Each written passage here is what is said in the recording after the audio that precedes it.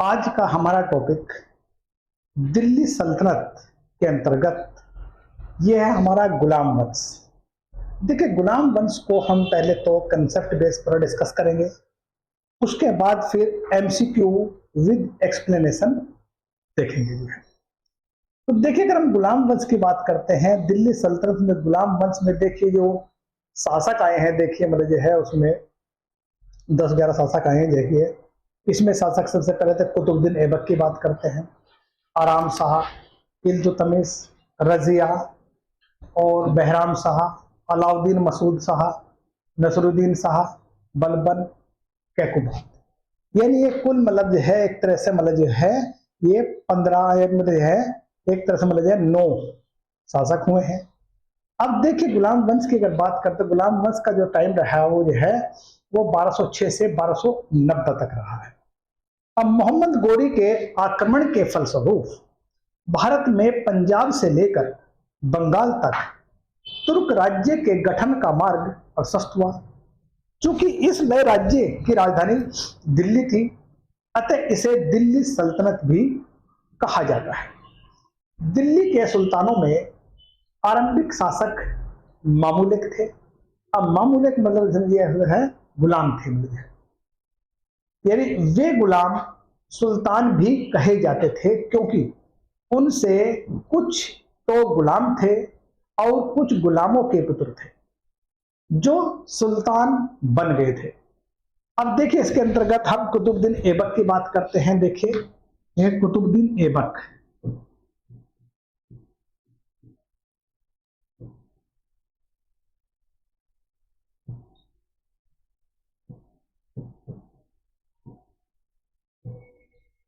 अब देखिए कुतुबुद्दीन ऐबक जो है मोहम्मद गोरी के कोई पुत्र नहीं था और उसकी मृत्यु के पश्चात उसका सेनापति कुतुबुद्दीन ऐबक उसके भारतीय साम्राज्य का उत्तराधिकारी बना।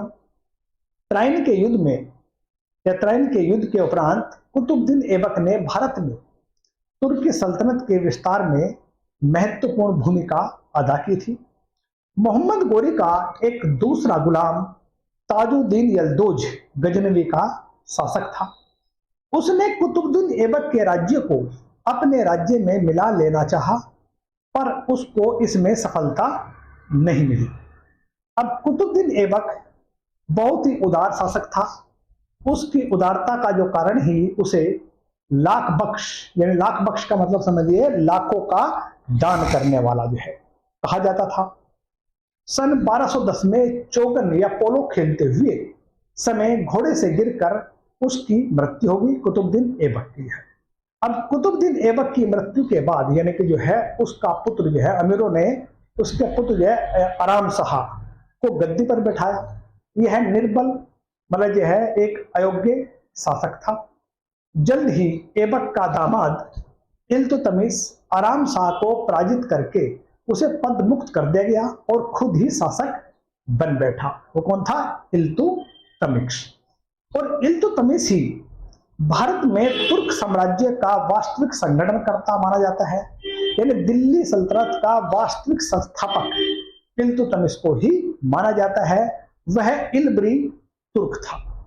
अब देखिए उसी के शासनकाल में मंगोलों का खतरा पश्चिमोत्तर भारत पर मंडराने लगा था। चंगेज खां के नेतृत्व में मंगोल शासक एशिया की सबसे बड़ी राजनीतिक और सैनिक शक्ति के रूप में उभरे थे।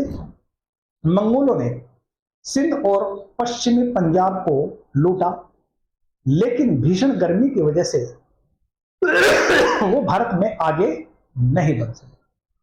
सल्तनत के कई भाग अपने को स्वतंत्र घोषित कर चुके थे, पर इल्तुतमिश ने साहस के साथ परिस्थितियों का सामना किया और उसने अपने प्रतिद्वंदियों को या प्रतिद्वंदियों के मंसूबे को नाकाम कर दिया। 1229 में इल्तुतमिश को बगदाद के खलीफा का अधिकार पत्र मिला। इसमें उसकी सत्ता को नए बल मिला और उसे मुस्लिम संसार में एक दर्जा मिल गया। यानी 1234 में इल्तुतमिश ने मालवा राज्य पर आक्रमण करके भिलसा दुर्ग पर अधिकार कर लिया। इसके बाद उसने उज्जैन पर चढ़ाई की और उसे लूटा। विख्यात विक्रमादित्य की मूर्ति दिल्ली लाई गई। उसने अंतिम अभियान, ये इल्तुतमिश का जो अंतिम अभियान जो था वो बनियान का विरुद्ध था, लेकिन रास्ते में उसे ऐसे भयंकर रोग हुआ कि वह डोली में दिल्ली लाया गया। यह रोग घातक सिद्ध हुआ और 1236 में उसकी यानी इल्तुतमिश की मृत्यु हो गई। उसने महान सूफी संत ख्वाजा कुतुबुद्दीन बख्तियार काकी के सम्मान में 1231-32 ईस्वी में कुतुब मीनार का निर्माण पूरा कराया। उसने सुसंगठित और सुव्यवस्थित शासन प्रणाली का श्री गणेश किया। अब देखिए रजिया, नेक्स्ट आती है रजिया। रजिया जो है 1236 से 1240 तक। अपने योग्य और विलासी पुत्रों की तुलना में इल्तुतमिश ने अपनी प्रतिभा संपन्न और साहसी पुत्री रजिया को इल्तुतमिश ने स्वयं अपना उत्तराधिकारी नियुक्त किया था। अपने पिता की मृत्यु के बाद या पश्चात रजिया सिंहासन पर अधिकार करने में सफल रही। प्रारंभ में इल्तुतमिश के अमीरों ने सुल्तान की इच्छाओं और मनोनयन की उपेक्षा कर उसके सबसे बड़े जीवित पुत्र रुकनुद्दीन फिरोज को सिंहासन आरूढ़ किया, लेकिन वह अयोग्य और विलासी था। अतः उसके पद मुक्त कर रजिया को दिल्ली के सिंहासन पर बैठा दिया। वह सदैव पुरुष की वेशभूषा पहनती थी और युद्ध में स्वयं सेना का नेतृत्व करती थी। यानी इल्तुतमिश का देखिए मतलब रजिया की अगर बात करते हैं, रजिया एक साहसिक वो थी। अब देखिए मतलब जो है बहुत सारे इतिहासकारों ने इसके बारे में कहा है कि मतलब जो है अगर रजिया देखिए मतलब जो है अगर स्त्री ना होती तो आज उसकी जो गणना जो है एक महान शासकों में होती। कुलीन वर्गीय तुर्क और स्त्री होने के कारण वहां पर असंतुष्ट थे, पर उस पर अबसीनिया के अमीर याकूत खां से प्रेम करने का आरोप लगाया गया। सरहिंद के राज्यपाल अल्तुनिया के नेतृत्व में तुर्की अमीरों ने विद्रोह किया। रजिया को बंदी बना लिया गया और चतुर रजिया ने अल्तुनिया को अपने ओर से आकर्षित कर उसके विवाह कर दिया। मतलब देखिए मतलब एक तरह से देखिए यहाँ पर जो है जब सरहिंद के राज्यपाल अल्तुनिया ने मतलब जो है वहां पर जो है मतलब एक विद्रोह कर दिया, उसे विद्रोह को दबाने के लिए रजिया और याकूत के सेना लेकर जो है सरहिंद की तरफ चले गए। अब वहीं पर जो है इसको जो है अल्तुनिया ने याकूत को मार दिया और उसको बंदी बना लिया। इसने इससे विवाह करने का प्रस्ताव किया और अल्तुनिया से शादी कर ली। इसी बीच दिल्ली की गद्दी पर रजिया के भाई जो है बहराम शाह का अधिकार हो गया था। रजिया अपने पति के साथ दिल्ली की ओर बढ़ी, यद्यपि उसने बहादुरी के साथ युद्ध किया लेकिन पराजित हुई। वह दोनों भागकर एक जंगल की ओर जा रहे थे, तभी डाकुओं ने उनकी हत्या कर दी। वैसे तो कोई क्लियर नहीं है इसमें, जब युद्ध स्थल में जो है करनाल के पास हुआ था तो उस समय जो उससे जब भागे उसका क्या हुआ क्या नहीं है इसमें इतिहास मौन है। देखिए यहीं के बाद एक वैसे डिस्कस करेंगे तो बहुत सारा चल जाएगा, पूरा क्लास में चली जाएगी है। इसके बाद देखिए हम जो है बलबन युग की बात करते हैं। रजिया के बाद दिल्ली की गद्दी पर मैजुद्दीन बहराम शाह और उसके पति अलाउद्दीन मसूद आरूढ़ हुए और दोनों ही शासक अयोग्य साबित हुए। अंततः अमीरों और मालिकों ने 1246 ईस्वी में इल्तुतमिश के छोटे पुत्र नसरुद्दीन महमूद को सिंहासन पर बिठाया। इस तरह तुर्क सरदार और राजतंत्र के बीच संघर्ष चलता रहा। उधर देखिए मतलब उलुग खां नामक एक तुर्क सरदार ने अपने जो बलबन के नाम से जाना जाता था धीरे धीरे समस्त शक्ति अनौपचारिक रूप से अपने हाथ में ले ली या हथिया ली और अंत में 1265 में स्वयं सिंहासन पर बलबन बैठ गया। बलबन इल्तुतमिश के महत्वपूर्ण चेहलगानी या चालीसा तुर्क चालीसा नामक तुर्की दासों में से एक प्रसिद्ध दल का था। अनेक तुर्की सरदार बलबन के बढ़ते हुए प्रभाव से भयभीत थे। वे बलबन के विरुद्ध षड्यंत्र रचकर उसे सुल्तान के नायब पद से अपदस्थ करवा दिया। बलबन की जगह इमादुद्दीन रेहान नामक एक भारतीय मुसलमान की नियुक्ति हुई, लेकिन बलबन ने फिर अपने पद को पाने में सफल हुआ। 1265 ईस्वी में सुल्तान महमूद की मृत्यु के पश्चात बलबन स्वयं गद्दी पर काबिज हुआ। और उसके समक्ष तीन समस्याएं थी, यानी बलबन के साथ तीन समस्या थी। एक तो मंगोलों के आक्रमण से राज्य की रक्षा करना, दूसरा विद्रोह का दमन करना, तीसरा षड्यंत्रकारी और विरोधी मुसलमानियों और विद्रोही हिंदुओं को शांत करना था। बलबन को इन समस्याओं को सुलझाने में इल्तुतमिश से अधिक सफलता मिली। उत्तर में मंगोल के आक्रमण से उसने सल्तनत की रक्षा की, और वहीं पर देखिए मतलब यह है सल्तनत के अंदर और उसकी सीमा पर विद्रोह करने वाले स्थानीय शासकों में से उसने कई लड़ाइयां लड़ी। उसके सरदार और इस समय बड़े शक्तिशाली हो गए और वे सुल्तान के सम्मान में का भी ध्यान नहीं रखते थे और उसको धमकी देते रहते थे। बलबन के सामने यह बड़ी समस्या थी। धीरे धीरे किंतु दृढ़ता से बलबन ने उनका शक्तियों को नष्ट कर दिया और अंत में सुल्तान ही सबसे अधिक शक्तिशाली बन गया। उसने सेना के संगठन में तथा शासन प्रणाली में कुछ परिवर्तन किए, जिससे कुछ हद तक उसको अपनी समस्या को सुलझाने में बलबन को सफलता मिली। बलबन सुल्तान के निरंकुश शक्ति में विश्वास करता था। सुल्तान की शक्ति को कोई चुनौती नहीं दे सकता था। उसने हकमी और सनसनी वंश का ईरानी के महान सम्राटों के विषय में सुना था। अपने को वह उन्हीं के सम्मान बनाना चाहता था। उसने सिजदा और पाबोस यानी सिजदा और पाबोस सम्राट के सम्मुख झुककर उसके पैरों को चूमना की प्रथा को अपने दरबार में शुरू कराया, जो मूलतः ईरानी प्रथा थी और जिन्हें गैर इस्लामिक समझा जाता था। इसने अपने शत्रुओं के प्रति लौ और रक्त की नीति अपनाई, जिसमें पुरुषों को मार दिया जाता था और बच्चों और स्त्रियों को दास बना लिया जाता था। अब देखिए इसमें देखिए हम बात करते हैं, देखिए आगे ये तो मैं आपको थोड़ा सा गुलाम वंश के बारे में, इतिहास के बारे में बात किया, जबकि इसको डिस्कस करने में बहुत टाइम लगता है। देखिए अब देखिए हम इसमें जो है कुछ एमसीक्यू क्वेश्चन की बात करेंगे। देखिए अब देखिए सबसे पहले एमसीक्यू क्वेश्चन की देखिए हमारे पास क्वेश्चन नंबर 1 जो है, निम्नलिखित सुल्तानों में से किसने गढ़ मुक्तेश्वर की मस्जिद की दीवारों पर अपने शिलालेख में स्वयं को खलीफा का सहायक कहा है? अब इसमें देखिए आपका बनेगा आंसर बनेगा, इसमें देखिए वो बनेगा आपका बलबन, यानी ये आंसर बनेगा इसमें ये।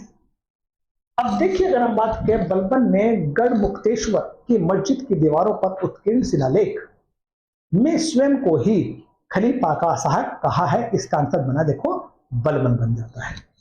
नेक्स्ट क्वेश्चन देखिए हमारा जो है, वह प्रथम मुस्लिम शासक कौन थे या प्रथम मुस्लिम शासक कौन था जिसने शासन के सिद्धांत थ्योरी ऑफ किंगशिप को राजाओं को ईश्वरीय अधिकार सिद्धांत थ्योरी ऑफ डिवाइन राइट्स के सम्मान प्रतिपादित किया था? अब इसमें देखिए हमारा जो है ये बनेगा बलबन ने ही देखिए इसमें जो है मतलब यह प्रथम शासक था जिसने शासन के सिद्धांत या थ्योरी ऑफ किंगशिप राजाओं के ईश्वरीय अधिकार सिद्धांत थ्योरी ऑफ डिवाइन राइट के सम्मान प्रतिस्थापित किया था। इसका आंसर बन गया हमारा बलबन, यानी ये बनेगा सी आंसर। नेक्स्ट देखिए हमारा, निम्नलिखित में से किसने भारत में प्रसिद्ध फारसी त्योहार नौरोज का आरंभ किया था? देखिए इसमें देखिए आंसर बनेगा बलबन, इसका आंसर बन जाता है हमारा ए। बलबन की बात करते हैं। अब देखिए बलबन ने अपने दरबार के लिए बलबन ने एक बड़े सुल्तान के दरबार के अनुरूप नियम बनाए और उन्हें कठोरता से लागू किया। इस क्षेत्र में उसका आदर्श ईरानी बादशाह थे और उसने उनकी परंपराओं को अपने दरबार में आरंभ किया। उसने सिजदा यानी भूमि पर लेटकर अभिनंदन करना, पाबो सुल्तान के चरणों को या पैरों को चूमना की प्रथा आरंभ की। उसने अपने दरबार में प्रतिवर्ष फारसी त्योहार नौरोज बड़ी शान शौकत के साथ मनाना की प्रथा आरंभ की। इसका आंसर बन गया हमारा ए यानी बलबन। नेक्स्ट, निम्नलिखित में से कौन सा कथन बलबन के संबंध में सही नहीं है? अब इसका देखिए सही नहीं बताना आपको जो है, उसने नियमित खुदाई सिद्धांत का प्रतिपादन किया, उसने इकदारी व्यवस्था का प्रारंभ किया, नहीं ये इसका रॉन्ग हो जाता है। उसने तुर्क के चलगाने का प्रभाव समाप्त किया, बिल्कुल सही है। उसने बंगाल में विद्रोह का दमन किया, ये भी सही है। इसका आंसर बन जाता है हमारा बी। देखिए हम जो है इक्तादारी व्यवस्था इसने शुरू नहीं की थी। देखिए आप जो है इसमें देखिए बलबन का जो मतलब जो है वास्तविक नाम था वो बहाउद्दीन था। अब देखिए नसरुद्दीन महमूद ने उसे उलुग खां की उपाधि दी थी। जिले इल्हा की उपाधि से उसने स्वयं धारण की थी। उसका शासनकाल 1266 से 1286 ईस्वी तक था। बलबन ने अपने राजतव संबंधी सिद्धांतों के लिए प्रसिद्ध था। उसके राजतव के सिद्धांत का स्वरूप और फारस के राजतव से प्रेरित था। बलबन ने राजा के नियमित खुदवाई यानी नियमित खुदवाई में ईश्वर के प्रतिनिधि बताया।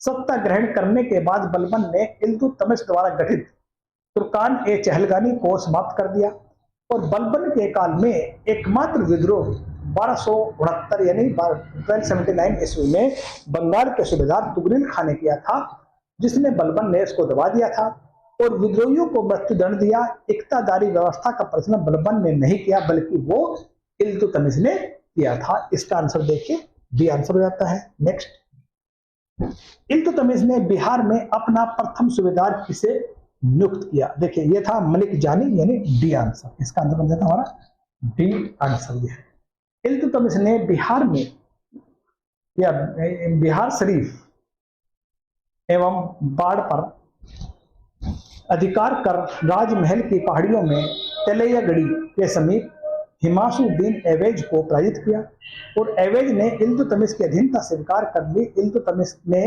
एवेज के स्थान पर मलिक जानी को बिहार का सूबेदार नियुक्त किया। इसका आंसर देखिए हमारा बन जाता है डी आंसर। ये इसका आता हमारा डी आंसर। नेक्स्ट, रजिया बेगम को सत्यामुक्त करने का किसका हाथ था? रजिया बेगम को पद से हटाने में किसका हाथ था? ये देखिए हमारा जो है ये तुर्कों का था, यानी इसका आंसर बन जाता है हमारा सी। अब देखिए रजिया बेगम को पदमुक्त करने का तुर्कों का हाथ था। उन्होंने भटिंडा के गवर्नर मलिक अल्तुनिया के नेतृत्व में राज्य के विरुद्ध विद्रोह कर दिया था और उस सत्ता से हटा दिया था। नेक्स्ट क्वेश्चन देखिए हमारा जो है दिल्ली के सुल्तान बलबन का पूरा नाम था। देखिए आप जो है ये देखिए ये बनेगा हमारा जो है ग्यासुद्दीन बलबन था, यानी कि इसका सी आंसर बनेगा हमारा आंसर सी। देखिए हम बात करते हैं, देखिए मतलब ये है बलबन का जो पूरा नाम था ग्यासुद्दीन बलबन था। बलबन ने 1266 से 1286 ईस्वी तक सुल्तान के रूप में सल्तनत की बागडोर संभाली।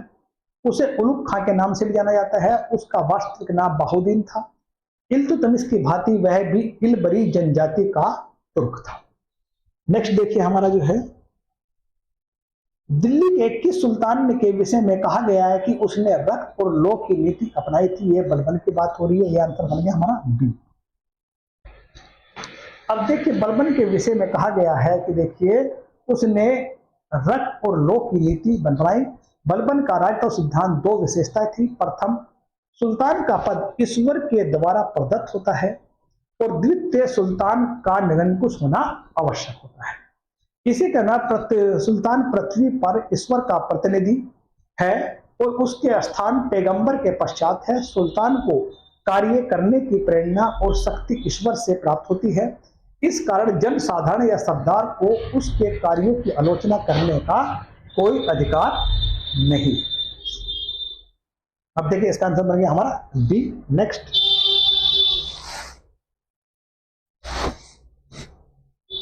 सुल्तान कुतुबुद्दीन ऐबक की मृत्यु कैसे हुई? अब देखिए इसमें देखिए यह है चौगन की क्रीड़ा के दौरान अश्व से गिरने पर उसके पिता मृत्यु, उसका डी आंसर है, यानी चौगन खेलते या पोलो खेलते हुए उसकी मृत्यु होगी। देखिए कुतुबुद्दीन ऐबक की मृत्यु चौगन का खेल यानी आधुनिक पोलो की भांति का खेल था। घोड़े से गिरने के बाद 1210 ईस्वी में हुई थी। उसे लाहौर में दफनाया गया और उसे गुलाम वंश का संस्थापक भी माना जाता है। नाम इसका देखिए आंसर है बी। नेक्स्ट, कुव्वत उल उस्लान मस्जिद तथा 2.5 दिन का झोपड़ा क्रम से स्थित है। ये देखिए हमारा जो है ये बनेगा देखिए हमारा ये है डी, यानी कि इसमें बनेगा हमारा दिल्ली में, दिल्ली और अजमेर में, ये बनेगा डी आंसर का डी। नेक्स्ट, निम्नलिखित में से किसने प्रसिद्ध कुतुब मीनार का निर्माण में योगदान नहीं दिया? अब इसका बनेगा देखिए इसमें ग्यासुद्दीन तुगलक, इसका बन जाता है सी। नेक्स्ट देखिए हमारा दिल्ली का वह प्रथम सुल्तान कौन था जिसने नियमित सिक्कों पर जारी किए और दिल्ली के अपने साम्राज्य की राजधानी घोषित की? देखिए इसका आंसर बन जाता है देखिए हमारा जो है वो बन जाएगा, देखिए ये बन जाएगा हमारा इल्तुतमिश, इसका आंसर बन जाता है हमारा बी। उसके बाद देखिए हम सुल्तान के निम्नलिखित सुल्तानों में से किसने सर्वप्रथम अपनी राजधानी दिल्ली स्थानांतरित। अब देखिए इसका स्थान है हमारा जो है सी, इल्तुतमिश की बात हो रही है, बन गया हमारा सी। नेक्स्ट, दिल्ली का प्रथम मुस्लिम शासक कौन था। अब दिल्ली का प्रथम मुस्लिम शासक था, वो था हमारा, देखिए वो हमारा बी यानी इल्तुतमिश की बात करते हैं हम जो है, ये हमारा इल्तुतमिश बन जाता है। आगे नेक्स्ट क्वेश्चन देखिए हमारा जो है,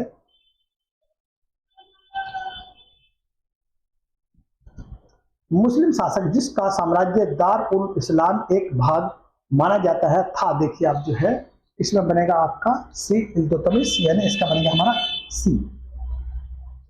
अब देखिए इसमें इतना ही कुछ है, बाकी नेक्स्ट में क्लास करेंगे। ओके।